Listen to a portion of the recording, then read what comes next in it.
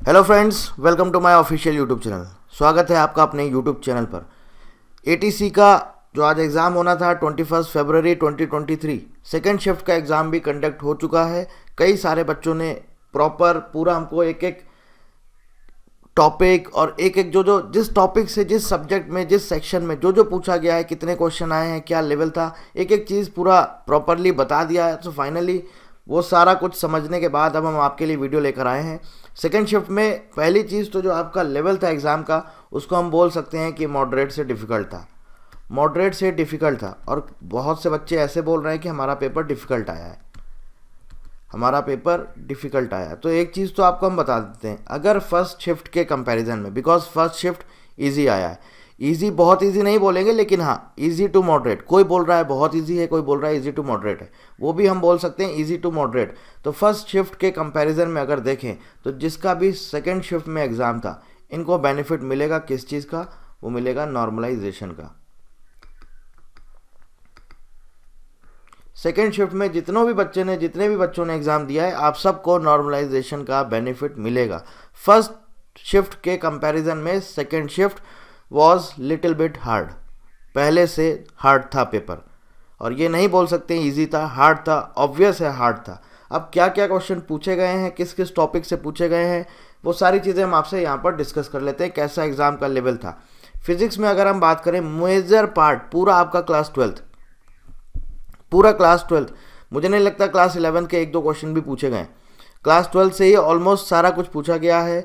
Electromagnetism, alternating current तो भरा पड़ा था पूरा। इसके अलावा magnetism, semiconductor, ray optics, modern physics, इससे कुछ कुछ क्वेश्चन आए, एक दो क्वेश्चन आए हैं। बाकी आपका major portion alternating current, electromagnetism यही था। मैथमेटिक्स की अगर हम बात करें तो फिजिक्स की हम बात करें, टाइम कंज्यूमिंग था और न्यूमेरिकल्स ज़्यादा आए। टाइम कंज्यूमिंग था, न्यूमेरिकल्स ज़्यादा है। मैथमेटिक्स की बात करें, मैथमेटिक्स में देखिए आपका सेट थ्योरी से हमारे दो क्वेश्चन आए, रिलेशन एंड फंक्शंस। इसके अलावा प्रोबेबिलिटी से भी दो क्वेश्चन पूछे गए, डिफरेंशिएशन से और इंटीग्रेशन से 7 से 8 क्वेश्चन। मतलब मेजर पोर्शन आपका कैलकुलस यहाँ पर कवर किया गया है। कैलकुलस से 7 से 8 क्वेश्चन आप समझ सकते हैं, 7 से 8 क्वेश्चन कैलकुलस से पूछे गए हैं। इसके अलावा लिमिट्स एंड कंटिन्यूटी, यहाँ पर आप देखेंगे तो लिमिट्स एंड कंटिन्यूटी से 2 से 3 क्वेश्चन पूछे गए हैं। कैलकुलस हम बोल सकते हैं कि थोड़ा सा, हाँ इसको हम बोल सकते हैं कैलकुलस वाला पार्ट टाइम कंज्यूमिंग था। बाकी ओवरऑल मैथ्स का जो लेवल था वो मॉडरेट बोल सकते हैं। ट्रिग्नोमेट्री से 2 क्वेश्चन पूछे गए हैं। ज्योमेट्री जिसमें 3D और आपका स्ट्रेट लाइन से रिलेटेड क्वेश्चन थे। और वेक्टर की बात करें तो ओवरऑल ये जो हमारा पार्ट था ज्योमेट्री और वेक्टर, इससे हमारे 4 से 5 क्वेश्चन देखने को मिले हैं। मैट्रिक्स एंड डिटर्मिनेंट, इसके 3 से 4 क्वेश्चन आपके सेकेंड शिफ्ट में पूछे गए हैं।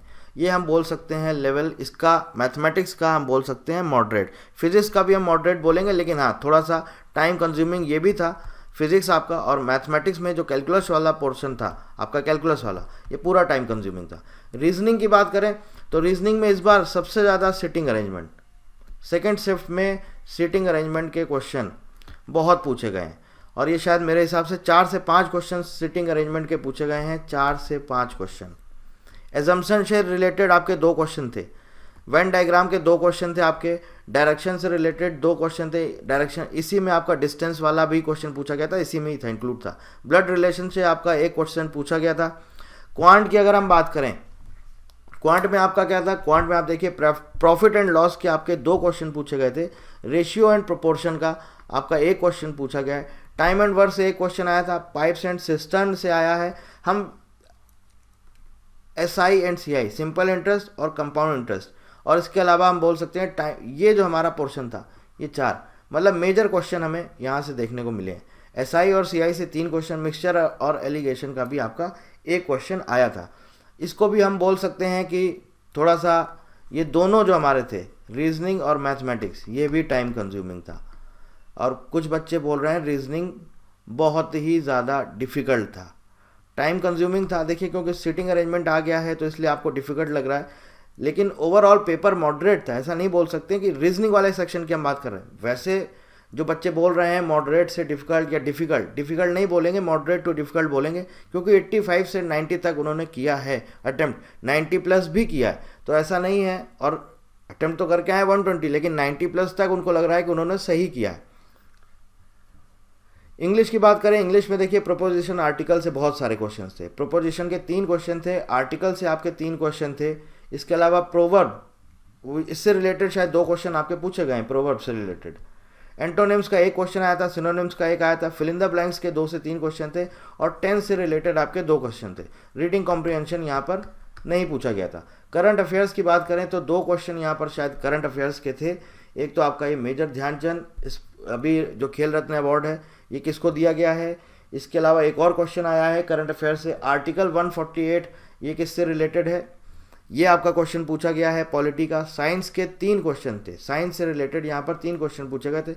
इसके अलावा 2 क्वेश्चन असम स्टेट से रिलेटेड क्वेश्चन पूछे गए हैं। असम स्टेट से रिलेटेड आपके 2 क्वेश्चन पूछे गए हैं, लेकिन हम हाँ इसको भी बोल सकते हैं कि एटलीस्ट 80% 90% ये आपका पूरा का पूरा स्टैटिक था, स्टैटिक पार्ट था, स्टैटिक जी के पूरा का पूरा था। इंग्लिश को हम बोल सकते हैं कि ये इजी था। तो ये देखिए आप, फिजिक्स आपका मॉडरेट था, मैथमेटिक्स मॉडरेट था, रीजनिंग लग रहा है बच्चों को कि डिफ़िकल्ट था, बट नहीं था, वो मॉडरेट हम बोल सकते हैं। चलिए मॉडरेट एंड डिफ़िकल्ट हम मान लेते हैं, मॉडरेट से डिफ़िकल्ट था। क्वांट टाइम कंज्यूमिंग था, ऐसा नहीं है डिफ़िकल्ट नहीं था, ये भी मॉडरेट था। इंग्लिश का आपका ईजी था, और ये जीके ऑब्वियस है डिफ़िकल्ट था। ओवरऑल कंपैरिजन किया जाए तो आपका पेपर मॉडरेट टू डिफ़िकल्ट था। और सेकेंड शिफ्ट के बच्चों को आप मान के चलिए, सेकेंड शिफ्ट में जिसका भी एग्ज़ाम है आपको सबको नॉर्मलाइजेशन का फ़ायदा मिलेगा। सेकेंड शिफ्ट के बच्चों को नॉर्मलाइजेशन का सबसे ज़्यादा बेनिफिट मिलेगा सेकेंड शिफ्ट के बच्चों को। अब इसका आंसर की कब आएगा, रिज़ल्ट कब आएगा, ये सारा अपडेट आपको चाहिए तो आप हमारे टेलीग्राम चैनल पर जुड़ सकते हैं। टेलीग्राम चैनल का लिंक डिस्क्रिप्शन में दिया गया है, आप जाइए वहाँ से हमारा टेलीग्राम ज्वाइन कर लीजिए। टेलीग्राम चैनल, सारे अपडेट आपको हम टेलीग्राम चैनल पर और इसके साथ साथ अपने यूट्यूब चैनल पर देते रहेंगे। कोई और जानकारी चाहिए तो आप हमसे कमेंट करके पूछ सकते हैं। अगले रिक्रूटमेंट के लिए तैयारी शुरू कर दीजिए। So thank you very much and thank you for watching.